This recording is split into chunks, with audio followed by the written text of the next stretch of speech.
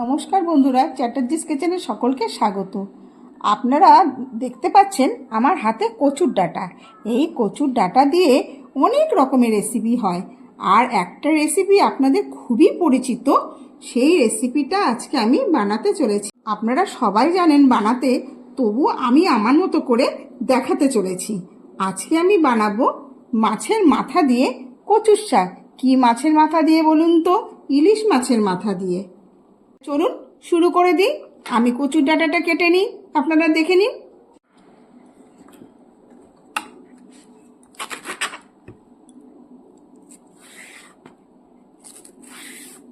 এরকমভাবে ছাড়িয়ে কচুগুলোকে ছোট ছোট করে টুকরো করে নেব।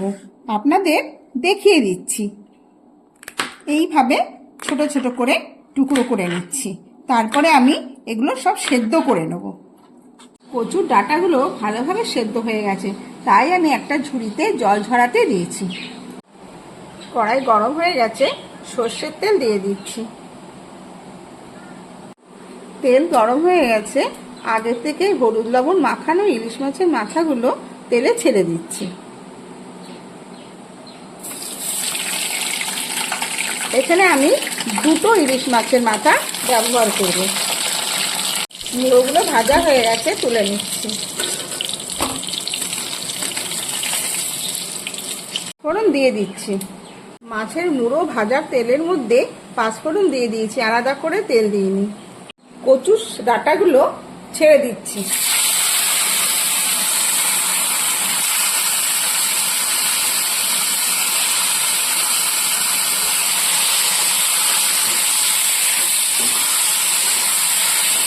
তিনটে পাকা লঙ্কা চিড়ে দিয়ে দিলাম।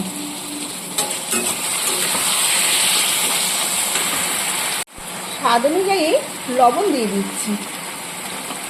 একটু হলুদের গুঁড়ো দিয়ে দিলাম। স্বাদের জন্য একটু গুড় দিয়ে দিলাম, আখের গুড়।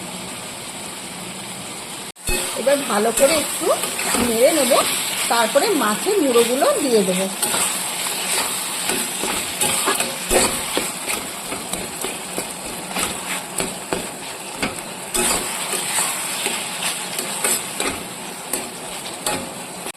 কচুর ডাঁটাগুলো খুন্তি দিয়ে চেপে চেপে ভালোভাবে গলিয়ে দিচ্ছি।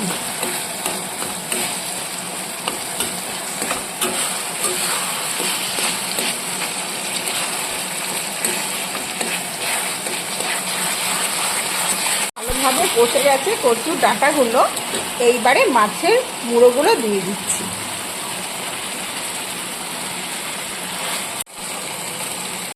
মাছের মুড়োগুলো খুন্তি দিয়ে ভেঙে দিচ্ছি। মাছের মুড়োগুলো ভাজা ছিল বলে সহজেই ভেঙে যাচ্ছে।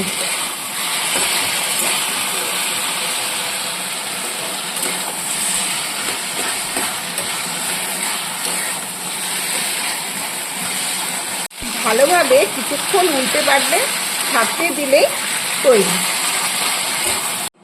আপনারা যদি বেশি ঝাল খেতে চান তাহলে শুকনো লঙ্কার গুঁড়ো দিতে পারেন।